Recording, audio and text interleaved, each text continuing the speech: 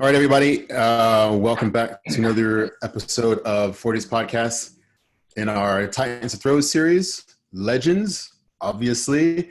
Mr. Adam Nelson, thank you for being on, man. Dude, it's awesome to be here. Thanks for having me, kid boy.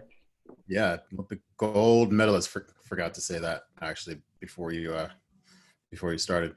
So I want to try something a little bit different. I've been getting some pretty good feedback and conversations from friends and family and things like that with how the podcast is going, and what I'm going to call the FORTIUS 5 as a means to kind of like, let's get into this conversation. Not that honestly you and I probably don't really need it, but honestly I think it'll be fun. So I'm still going to do it. A little bit of a lightning round. I'm going to ask you 5 questions and try to just, let loose. So here we go. What's your favorite event in the entire Olympic program? Oh, dude, I love the shot put. I hate to say it, but it's true. Outside of your own. Outside of my own, come on, man. Favorite event in the Olympic sphere. God, you know what? I'll be honest. The 800 meters, I saw a world record in that. The first world record that Rudisha ran, or second one that he broke. And I've been a fan of that race ever since then. It's pretty awesome. I could never do it, but yeah. No, not a chance. It's a sprint. I can barely sprint meters, 800. Okay, so your favorite book you've ever read? Run with the Horsemen by Pharoah Sams. Say that again? Run with the Horses by Pharoah Sams. Run with the Horses. Cool, okay. I'm not familiar. He also wrote with Whisper of the River. He's a Georgian author. Oh, all right. Nice. All right. Avengers or Justice League? Who, Avengers? Yeah. Now, did you have that idea prior to like the whole movies series, or? No, I mean, it's probably more recency bias than anything else. But no, I'm just the Avengers characters to me are more. They're either more relatable or more fantastic. One of the two. I'm not really sure. Yeah, relatable. I think that's the wife's thing too. She prefers Batman to Superman. Anyway, so favorite country from all of your travels. You're a pro for a good while. You've probably seen just about every inch of this planet. Finland, Sweden, and Finland. Yeah, those two. Scandinavia in general. I don't know if I could distinguish between the two anymore, but I love my time in Finland and Sweden. Yeah, cool. Okay, so I just visited in that area in the last year or two. I wasn't even throwing. It was just for a couple of conferences, and I really enjoyed it too. Last one, living or dead, who do you want to sit to have a drink or a coffee with?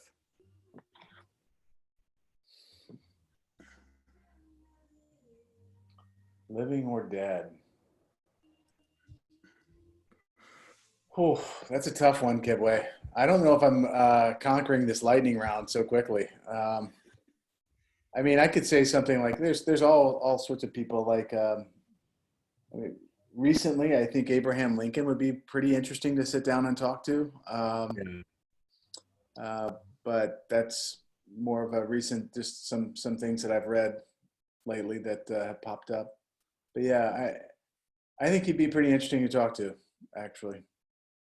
Cool. Some of the challenges that he faced are very similar to some of the challenges that we're facing in this country right now. While I don't think that Trump is appropriate in likening himself to the challenges that Abraham Lincoln has faced, because he did that this week. I saw. Okay. I'm going to skip the politics sides. I think Abraham Lincoln would be a really interesting person to talk to. That is blogging me. 17 hours long.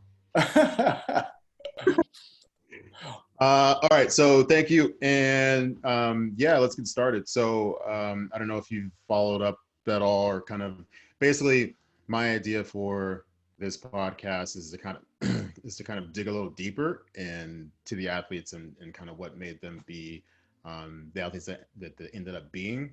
And I guess my point being, that's something that everyone can kind of tap into. It's just, cause and effect and making choices and blah, blah, blah, blah, blah. So can you give us a kind of a So for you, your journey, people who might be listening who don't know, it's shot put and probably early on like discus, I guess, in football. So like, tell us a little bit about your beginnings, I guess.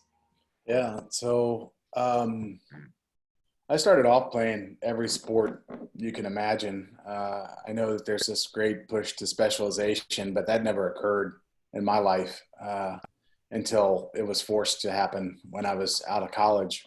So, like, I grew up playing all the sports you can think of: soccer, baseball, football, basketball. I swam for a while. I think I did tumbling for a year or two. Um, and then in about, I don't know, probably somewhere around fourth or fifth grade, it was football, basketball, and baseball with swimming and we just participated in all the seasonal sports.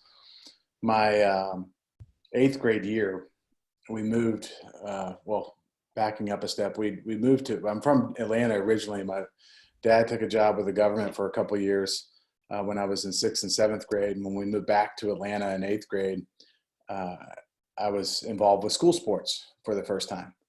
And the school, I went out for the football team, and that was fine. And then I got cut from basketball that year and found wrestling, which was a fantastic sport. It's probably, and we can talk about this too, but it's in terms of developing um, people, strong people, the grappling sports, in my opinion, there's probably no better, no better way to do that.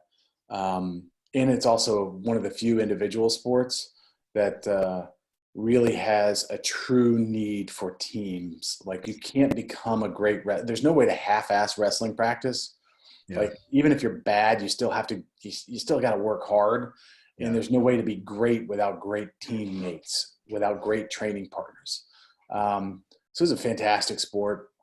And then how I found track and field was that same year in eighth grade. I went out for baseball, and it was day one or day two of baseball tryouts. And the coach from the baseball coach, the team that I was trying out for, it was a middle school team. I went to a private school, went K through 12, and the program had won, state championships in baseball for 3 or 4 years in a row. So it was a really good program. And I didn't play club sports. I always did recreational baseball. And when I got to day two of the tryouts, the coach called me in and said, "Hey," it was day one or day two. I don't remember which one it was anymore. He said, "Hey, Adam, we got to sit down and talk." And he said, "Adam, you're just not good enough. And you're never going to be good enough. And you maybe if you did some club sports and did it year round, you'd be good enough, but I don't think so." And What age is this here? Freshman? this is eighth grade, so I was Eighth 12. grade. Yeah, I was young. I was a 12-year-old in eighth grade, but he, you can't talk to kids like that anymore. At least not that honestly.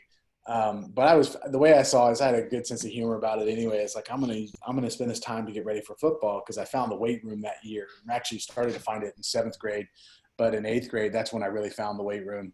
And I'd spend 2 hours in the weight room every single day, regardless of what sport I was doing. And went home and told my dad. I said, "Dad, I'm gonna start practicing for football, getting ready for football, and I'm gonna be the first freshman to play varsity football at the high school."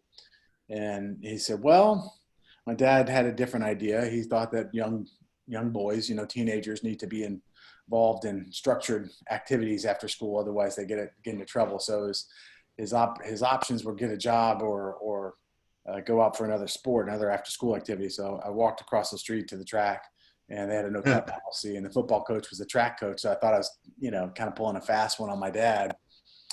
So that was kind of how I found track. And then I did football, wrestling, and track all through high school. When I was being recruited for college, it was, the bigger schools for football, they didn't want you to do both. And they made it very clear, if you're a scholarship athlete, we own you, and you will not, you may be able to participate, but you're going to do all of our stuff first. And same thing for track. And then wrestling at that point, even though I was recruited for it, I was the wrong size. I would have had to drop like 30 pounds to wrestle in college at that time. And so anyway, I decided to do both football and track in college. And so that was one of the guiding forces on my decision. And I got into a great school, went to Dartmouth, was able to do both football and track for all 4 years. And that's took me to my sort of next phase, if you will. What was your major at Dartmouth? Government. Government? I don't know if I knew that. I thought it Yeah. was some business. No, so I started off as a math or as a kind of quant slash pre-med kind of uh, and then my freshman fall I had a lot of concussions. Some of Mhm. them were really bad. Like you look back on it now and all the things that you were embarrassed to talk about as a 17 or 18-year-old as a freshman in college because of the stuff that was happening to me physically. It's like you have all the telltale signs of concussion syndromes like headaches and amnesia and urinate, like peeing your bed, and that's a really hard thing for a guy in general to deal with in college. And you do that for 1 or 2 nights and you go back out and they send you back out on the field like 3 days later because you feel fine, Yeah. after you've gone through that. So like that was really hard for me to work through. In fact, I was just talking to someone the other day, some of my college buddies, because I didn't really talk to anybody about it. And I almost failed out my freshman fall because of it. I literally couldn't do math. Yeah. And I'm not talking, I was in an advanced calculus class at the time, but I was really struggling with just subtraction and addition. Like I would say 10 minus 7 or 10 minus 3, and be like 10, 9, 8, it's 8. It was that like, and I knew it wasn't right. That was the Yeah. thing. It was Yeah. really crazy. And I remember having to going in and talking to my professor in this math class that I was in. It was the class that's sort of the weeding out class for all the engineers and the pre-engineers and the pre-med folks. And I remember going to that class and going into the office hours and talking to that professor and saying, look, I can't process math right now. And it's too late for me to cancel or to drop out of this class and put in a new one. And he just said, I know you're doing the work and I know you could do it. And I'm sorry. And he worked with me and he said, just show up at the final. And I worked my ass off and I earned what I earned, but somehow we'll say by the grace of God or some other ones, and I passed that, but there was an understanding that my route or my pathway to pre-med or an engineering major was not going to be in the future anymore. So yeah, it was crazy. But it's funny how you look back. That's something I haven't really talked a whole lot about. I've talked about the concussions, but not really the details of it until really just recently. Yeah, that's interesting because I mean, in playing football myself, I had a couple, I guess, bad ones, and then some.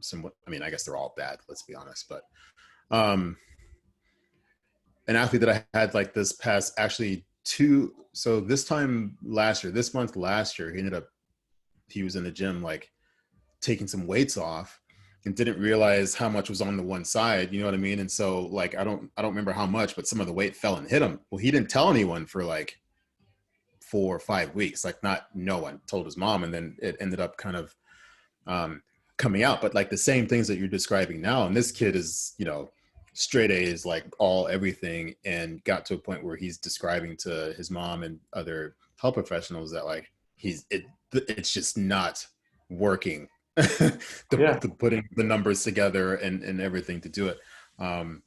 So and yeah, I mean that's scary. I gotta No, it's believe really that's scary. scary. And Yeah. that was when I was a freshman in college. That was just when Troy Aikman was coming out and starting to talk publicly about his concussions and all that stuff. And I mean, it's funny. I talked to my dad about it one time, maybe 7 or 8 years later, uh, and he was livid. And that we'll That there dive wasn't more into it. done for you at the time. What's that? Like, what was he livid about? He was livid that the team wasn't really looking out for me because they knew Yeah. it. Like the last big concussion I had, I literally I didn't know where I was on the field and I didn't know where I was. I walked off the field, um, and I somehow made it to the right sideline. Um, and the first person I recognized was the guy that I'd met on my recruiting trip, whose nickname was Pooh.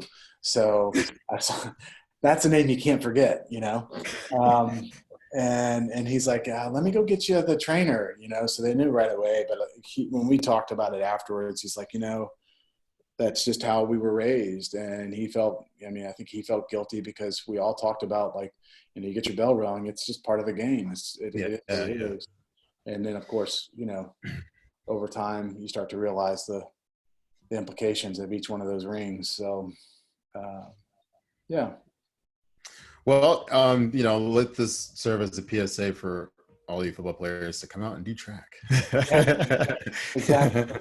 It's much harder to get a concussion when you're the only one in the ring. Yeah, yeah. That's it, and I think that's funny about this, you know, social distancing and everything right now. Like, you know, as a hammer thrower, I've been practicing social distancing since, I don't know, the first hammer thrown ever of all time. Anyway, so shot. So when did like shot kind of take hold for you? Like kind of in two phases, right? So Yeah. in college, you graduated. Were you over 97. What was your PR when? What was your PR when you left college? I think so. My senior year, I think I threw 64-2 or something like that at NCAA's to win NCAA's. I timed it really well. Yeah. Yeah. 2 years before, Gadina broke, you know, set the collegiate record at 72 feet, and then the next year, Andy Bloom won, I think, at like 67 or 68 feet, and then somehow I snuck in there at 64, and then the next year was back up to 66 or 67 feet. So I think that was Snyder's year the next year, but yeah. Yeah, Brad. And so I think like something that I've always admired about you, both before I knew you and then afterwards, is like kind of like your intention to kind of see something through, or like, I don't know, I guess you could say like passion and whatever other words you can throw in there. So looking at the few videos that I've seen of you prior to, like, I use the term technique loosely, technique change, or just what you were feeling in the ring.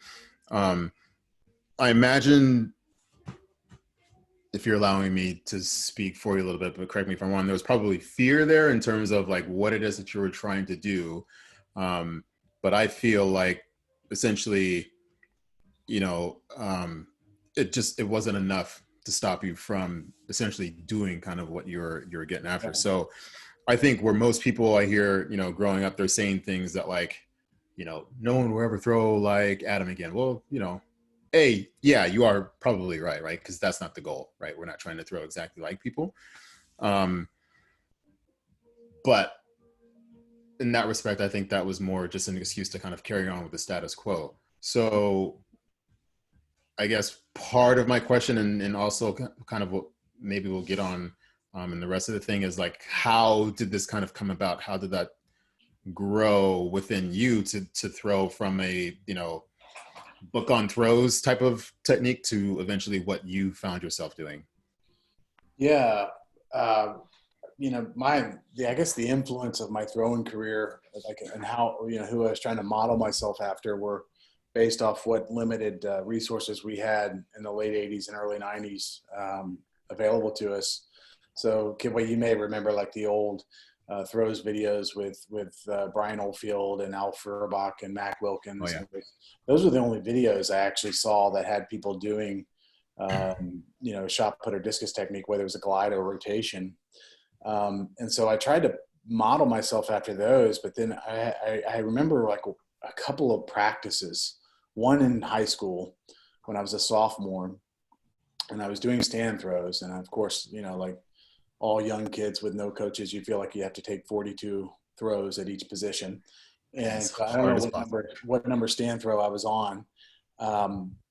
But I was doing stand throws, and I just was playing around with this concept of hip shoulder separation. I was like, I'm plenty strong enough. Why isn't it going farther? I don't know why it's not going farther. And so then it just clicked in this one throw. And I literally went from like a PR, my PR at the time as a sophomore in high school was maybe 49 feet or something like that. And my stand throw went from like basically the same distance that I threw with a full to 57 feet in one throw. Now I couldn't do it again, but I stand throw. Oh yeah. Yeah. And this was like crazy, right? So I'm like, where did that go? Where did that come from? And so then the rest of my high school career, I kept trying to find ways to get into that hip shoulder, like get that separation. So I was Yeah. obsessed with separation. And I was at an age, I think, where I could develop that kinesthetic awareness and strength so that I wasn't going to hurt my body doing it. I think if I'd learned how to throw the way I throw, where I ended up throwing in college or later, I probably would have really hurt myself. I don't know. But it was that one throw that really triggered it. And so I only threw 2 months out of the year. So I was everything was seasonal. So, my track season started in the end of March in high school.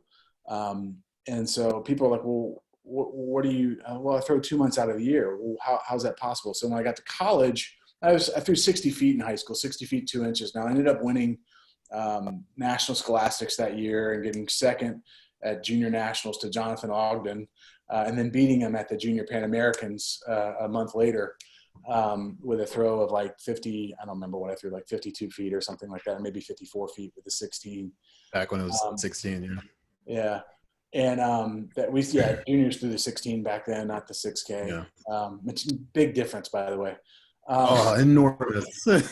I had to throw a 2K, my 204-pound ass as a senior in high school, man. Huge difference. And so then I got to college, and my college coach, Carl Wallen, who was fantastic, he got me after football. And so he's like, look, you're coming in January, basically, with no training under your belt. I'm not going to try to change you. I don't understand what you really do. And so he watched me throw for a while. And he's like, I don't understand what you do, but let's just try to clean it up and not really change you, just clean it up. And so it was a really slow process. I threw 60 feet as a freshman with a 16, and then kind of battled probably some of the challenges of being at Dartmouth academically, socially, and physically with football, all those challenges, and trying to like continue to perform at a higher level. But what would happen is I would go out for these practices and I would throw like a 6K, or I'd throw the 14 pound. I was really good with a 14 and a 15. And I'm talking my freshman year, I could throw a 14 pound ball 72 feet. I could throw a 15 pound ball 70 feet, but I just couldn't do it with a 16. And I remember like having practices my senior year where I was throwing the 14, 74, 75 feet, the 15, 71, 72 feet, and the 16 would go 62 feet. And I'm like, what the hell is going on? So I always people would see like what I would do in these bigger meets my senior year, and they're like, oh, he's finished. He doesn't know what he's capable of, or he's never going to accomplish anything more than what he's doing right now. And I'd say, well, I'm stronger than all of you. Whether or not it's true, I don't know, but that's how I felt. I was faster than all of them. That I was pretty sure about, with the exception of maybe Brad Snyder. And I only threw like 4.5 months out of the year healthy, versus these guys working on it full year. So I was like, when I was coming out of college, and I was thinking there were some other things that contributed to it, I was like, I've got nothing but upside here. Yeah. And I just thought it'd be foolish to not spend 2 or 3 years to develop that talent and possibly win a spot on the Olympic team. So when you came out of college, what year was that? I finished in 97, but I had another season of indoor eligibility in 98. Okay. So you had that 2 or 3 before the next trials. Mm-hmm. So what do you think was missing? Like if you're throwing 15 and under, like really good distances, and the 16 being that far off at the time, we'll say, right? Like, do you know any ideas? No, I mean, I think some of it was mental. There was a mental block on it. Some of it, the extra pound starts to shift your weight a little bit off this way and that way. And you can do things with a lighter shot that you can't get away with. And literally for me, it was like right at 15 to 15 and a half pounds, whatever that threshold was, that's where it hit. Like I couldn't, whatever my technique was below that weight, it wouldn't quite transfer into the 16. but I couldn't tell you. I mean, like the height of release was fine. It was the angle of release that was horrible. But the speed of release was fantastic, always. So I don't know, like the stuff that my college coach and I would talk about, we're like, we just need to straighten it up. He's like, it's coming around. There's no need to force it. There was never more stress put on me by the people that were influencing my throwing. It wasn't like, you're not performing. It was, Yeah. this is a process and it's going to click. And my college coach had this ultimate belief. He's like, look, he would say this from day one, you have something special. I don't know what it is or how far you can go, but you're just scratching the surface. You really should spend 2 or 3 years after. So he was already setting the stage and telling me the story the second that he and I started working together. So when you did graduate, did you stay in town? Did you move immediately?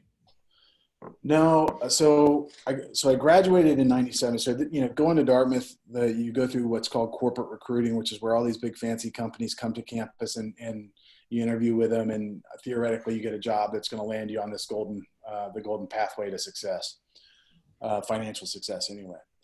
And I remember I was going through, I don't know, the last round of recruiting for a consulting firm, and I had this death spot of an interview time. It was like 5 o'clock on Friday. It's like the worst time you can ever have.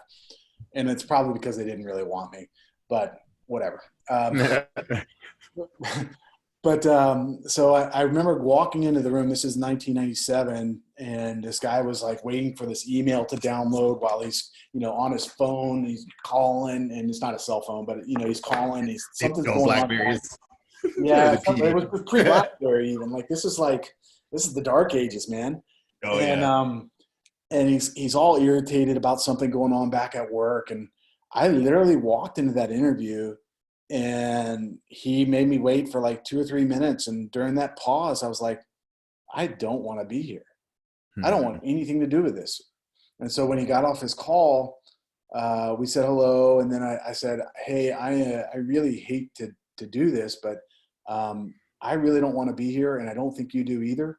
But thank you very much for your time. I've got someplace else to go. And so from there, I walked right over to my coach's office, and I said, how would this work if I kept training? And he said, well, you have another season of indoor eligibility left. We'd love to have you come back. I said, okay. And then I can connect you with Robert Weir out in Stanford. So we started setting up those plans. And so I came back and did my indoor season. And in March of 98, I went back up to, I went home for a week or two and then went back up and grabbed my stuff and drove across country out to California. So. Heaven. And and that's at a time like most of my family went to Berkeley. So, but Robert's amazing, and you know how I feel about Stanford. I want to backpedal just a little bit, like talking about how your throws feel. Can you describe, like on your better throws, like either, I don't want to be too throw specific, but like, is there a feeling that you felt on your better throws or your more connected throws or anything like that? Yeah. It's interesting. I guess it probably depends on what year you ask me those questions. Relevant.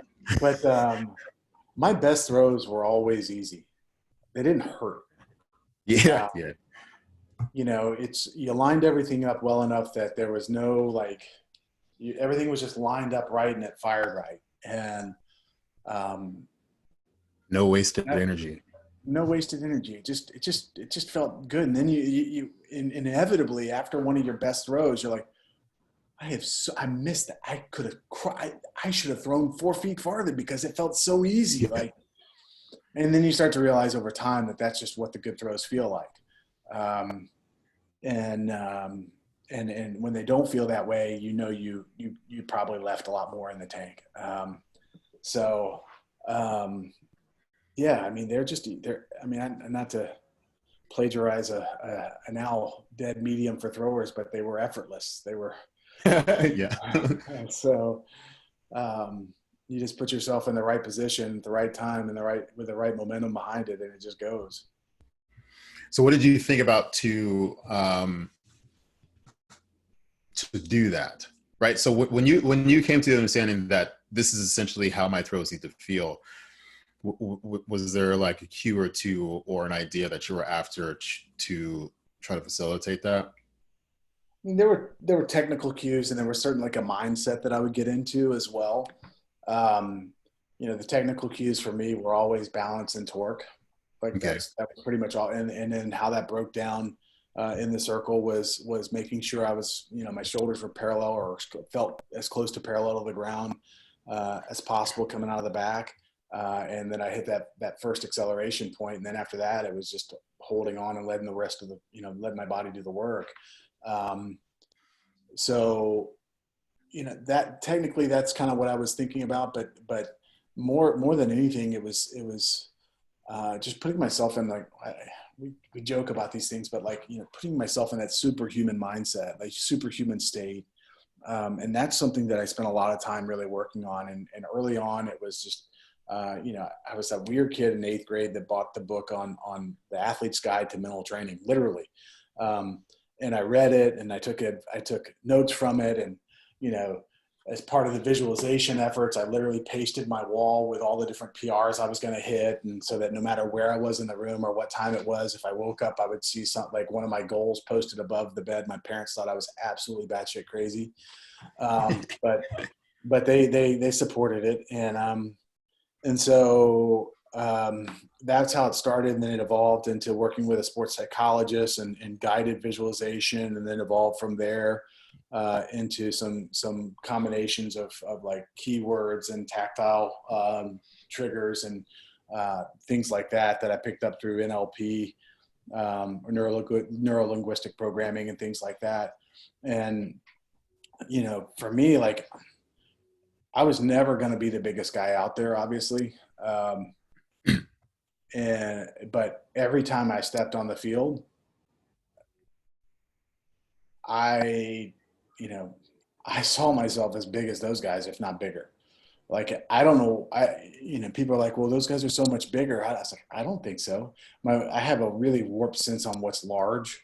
And, you develop this as big guys, and then being around big guys, like people are like, oh, 6'6", 350 pounds is average for these guys, or 6'4" Yeah. and 330 or whatever it is, or 5'10", 320, who knows? Like, they're just big people.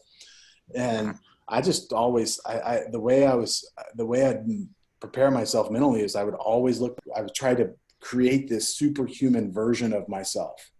And as I got better at this process, I would add more detail. And at first it would be an out of body experience where I'd look and see someone that had the image that I wanted. And then as I got closer and closer and better and better and better and better, as I'm coming in with the camera here, that's the effect, right? No, yeah, no, I got So it. then all of a sudden I become that. I step into those person's shoes, and it starts to transcend like everything. So when I start getting like into that competitive mode where I know I'm in it, and as I'm talking about it, I start to fall back. I can feel myself starting to take that like that body language in position, and it's like I would literally walk through everything. I'd plan everything. I'd choreograph everything. I'd think about every detail. How does someone who's an Olympic gold medalist or world champion or world record, how does that person walk into a room? How do they engage people? How do they, hey, I'm going to dress you, Kibwe, as the world and Olympic champion. How am I going to do that? And I would create this character, and I would step into that character's shoes every time I competed. And the better I was at that, the more consistent I was with my competitive performances. So a little insight into my long, Well, I mean, that's yeah, that's what I want to hear about. Like me personally, like I mean, I've done it a couple of times. People are probably getting tired of me saying it, right? But like, yeah, this is a podcast, and like, I'm throwing it out there for people to like listen to. But really, I just want to know. You know what I mean? And honestly, that's probably part of why, I don't know. Maybe it works, maybe it doesn't. But like this stuff is fascinating because I want to know. You know what I mean? Like in all the years that like we've known each other, I don't think I've asked you that. You know what I mean? I have like my kind of observations or whatever, what I think, like I kind of said earlier. Um, but to know, like, straight from the horse's mouth, so to speak, or whatever, like that's the gold right there. So I'm I'm really happy too, because it sounds like of all my guests so far, it sounds like you've probably spent more time like specifically with sports psychology. And actually, you're the first one to mention NLP, which is something that I've been into the last however long since excuse me, Yeah. understanding what it was, and essentially at the time, in my opinion, how powerful it can be for a sport, right? And honestly, like maybe we should talk about this more offline, but because I'm thinking like I'm the only guy in track and field who's like into this or something, right? Because I've never had a conversation about that with anyone other than like the wife or like some other random people, Yeah. So is there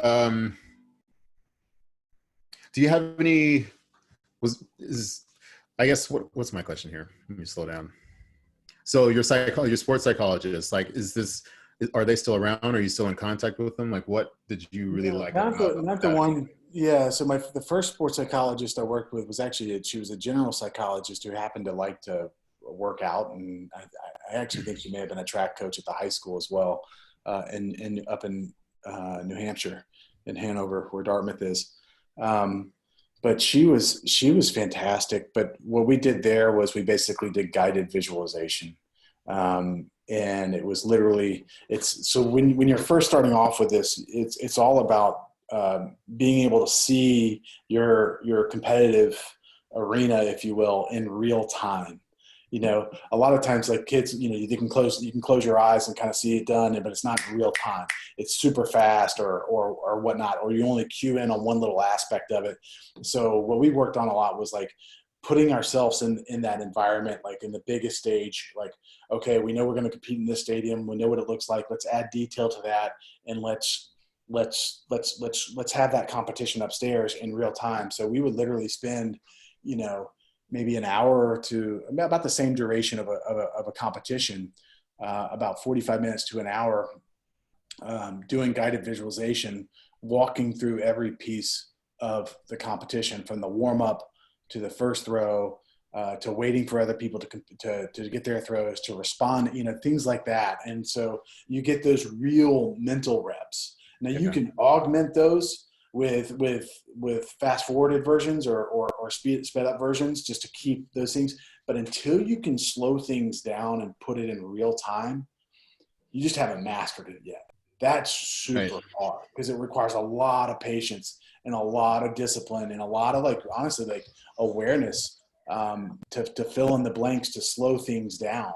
Um, so we worked on that a lot. And then, Are you um, prompted through this by like were you prompted by her? Like, are there questions, or are you sitting there, you know what I mean, just describing everything essentially as slowly and as precise as you can? so the way we started that was, we started off just having conversations about competitions. And then what she did was help me map out, um, like an audible version of the competition, if you will. And then she spoke Okay. it. And then we created a tape, and that tape was about 40 minutes long, 45 minutes long. And I could just sit down and tune out and listen to the tape, and it would take me through the whole competition. And that was kind of how that was really one of the more effective things. I could do that on a daily basis. And what I also found is that going through that process also helped eliminate a lot of the other noise that happened in my life.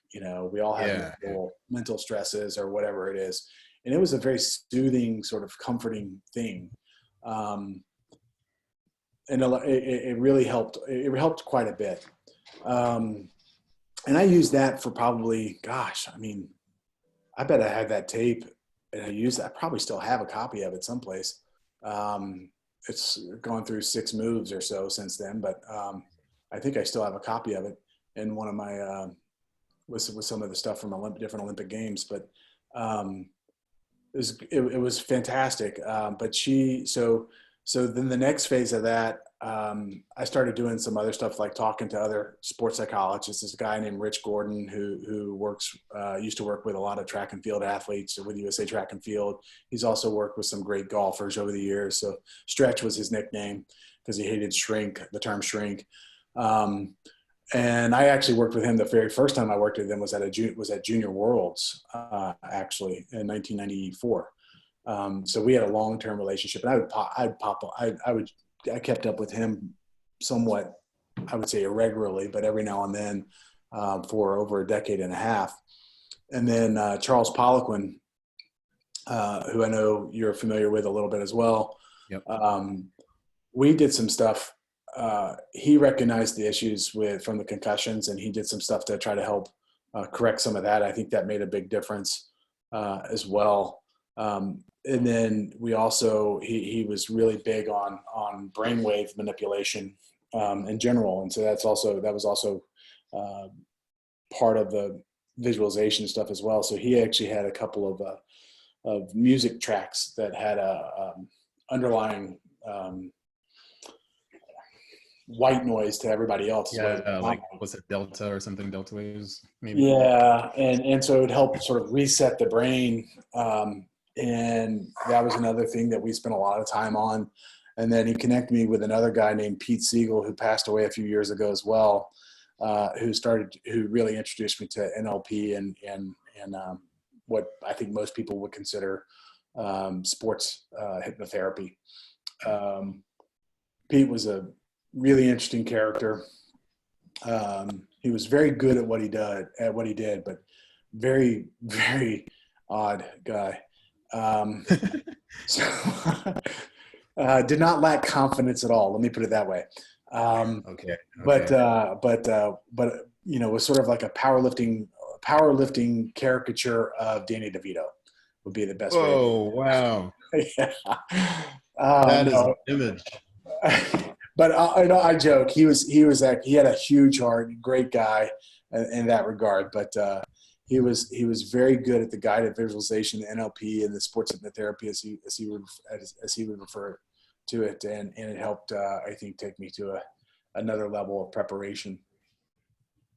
Interesting. I might have to dig more into that.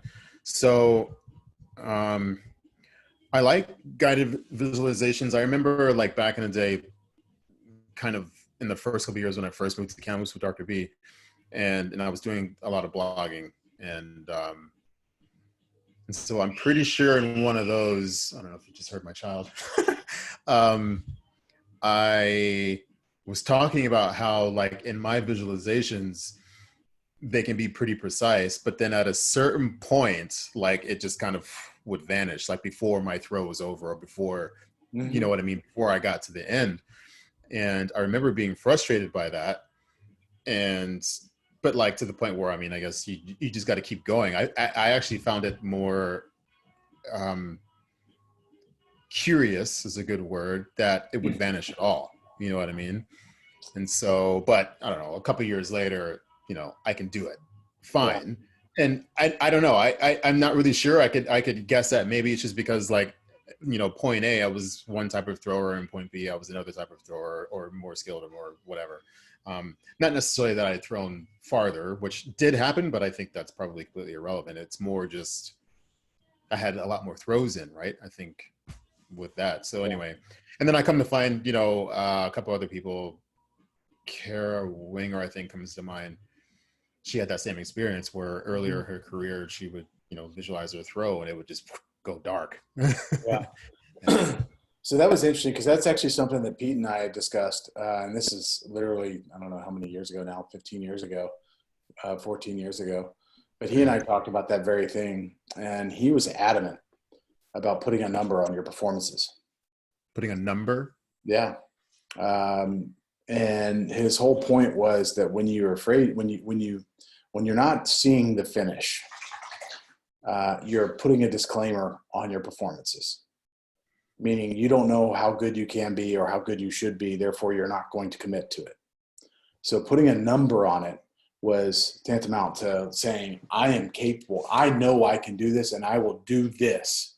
And it's interesting when you hear there's a semantic, people think it's semantics, the difference between trying and doing, right? And and it's hang on one second. Okay. There's a chance I'm losing power in 5 minutes, just so you know, apparently. Right on. But there's a difference between, this people think that there's a semantic difference between trying and doing, but there's a real difference. And it's actually, this reminds me of a story, and you may have heard this before, but I met Tommy Lasorda at the 2000 Olympics, and I'll do the abbreviated version just in case we do get cut off. But he and I got to know each other, I would say reasonably well, but to the point where he recognized me walking through the village, and I saw him and he said, "Nelson, right?" I said, "Yeah, coach. It's great to see you." And he said, "When do you play?" I said, "Well, I play on Friday, coach. You're not going to correct the Hall of Fame baseball coach on this stuff." So, and he says, "Well, how do you think you're going to do?" And I said, "Well, I can only go out there and do my best, right?" And as I said that, I saw the blood start to boil over and turn. Dude, or sorry, I can only go out there and try my best is what I said. He said, "Try, losers, try, boy, dude, you got to go out there and do." And he went on and on. And it was to me, it was like this. It was really interesting because I was at the Olympic Games. I was a favorite for a medal, and it was the first time I think I'd ever heard anybody say the difference between trying and doing. And I think that was Pete's point too, is when you say you're going to do something and you fall short of it, you accept the consequences of that. You accept the result.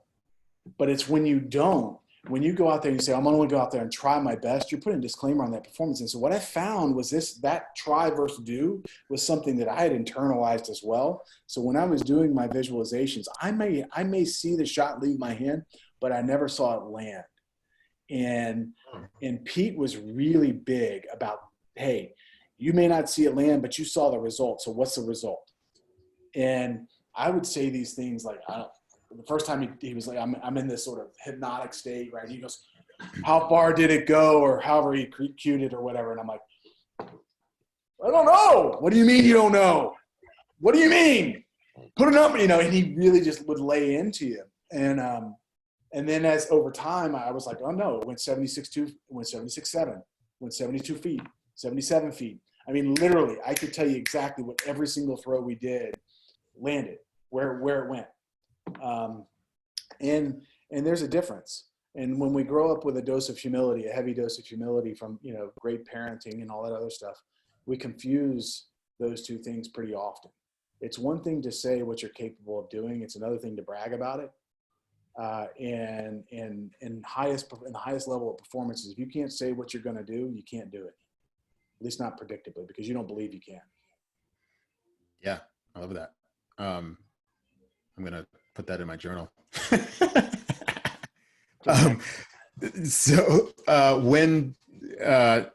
Just in case we get cut off. So I'll probably just get back with you and maybe we can, because I've got more. But anyway, I know you're busy. So when did NLP kind of come in, or take NLP out? Whatever you found most useful, when did that kind of insert into your career? Like, is there a marked improvement in terms of result, or was it just improvement in terms of mindset and then result happened or it didn't?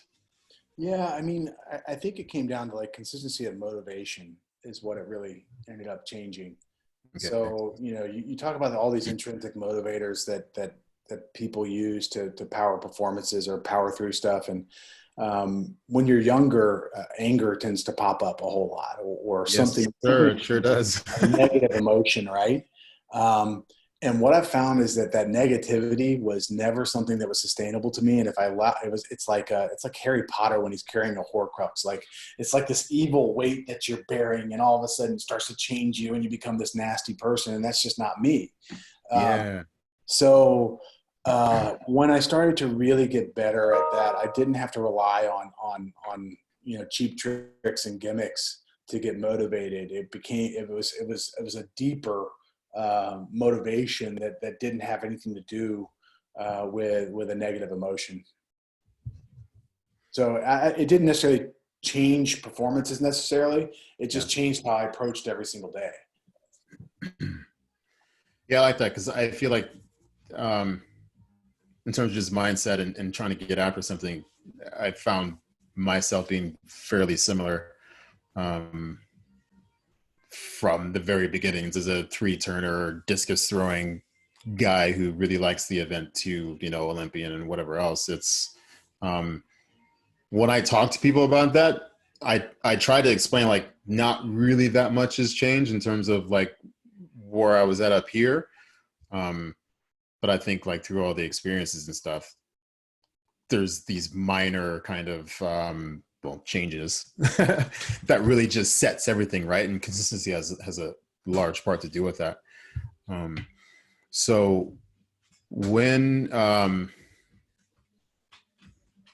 what's an occasion where like things got pretty hard, or did you think about like, yeah, this isn't worth it, you know what I mean, like to use all of these skills that you had or still, you know, learning?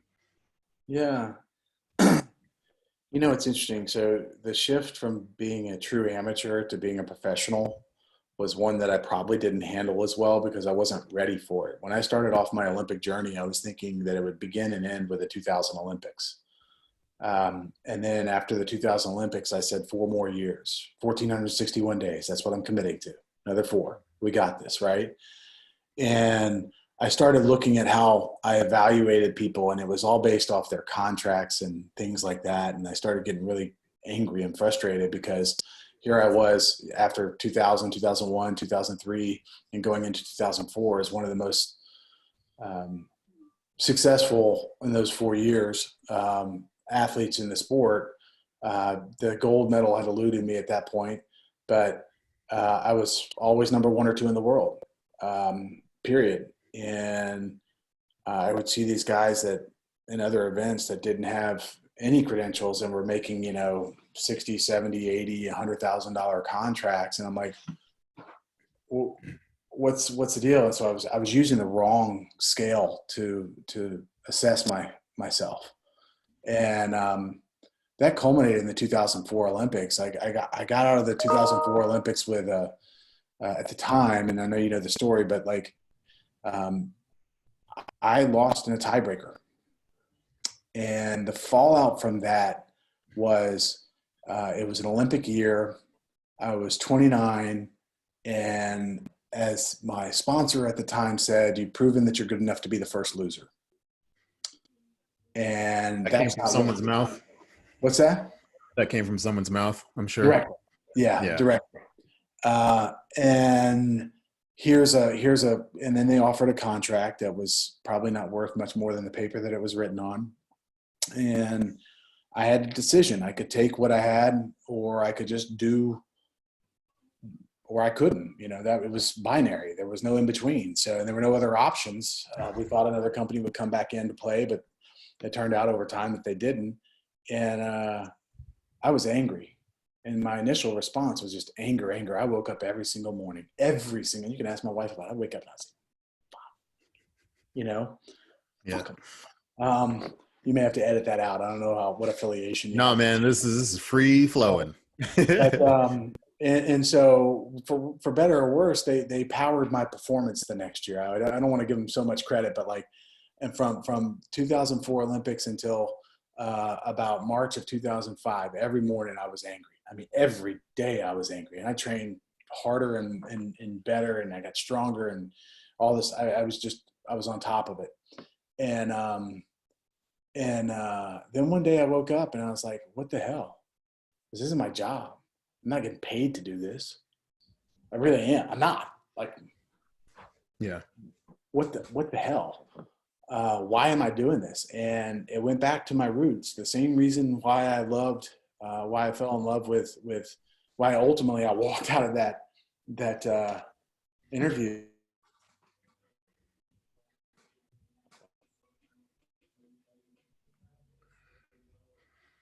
Did we just lose you?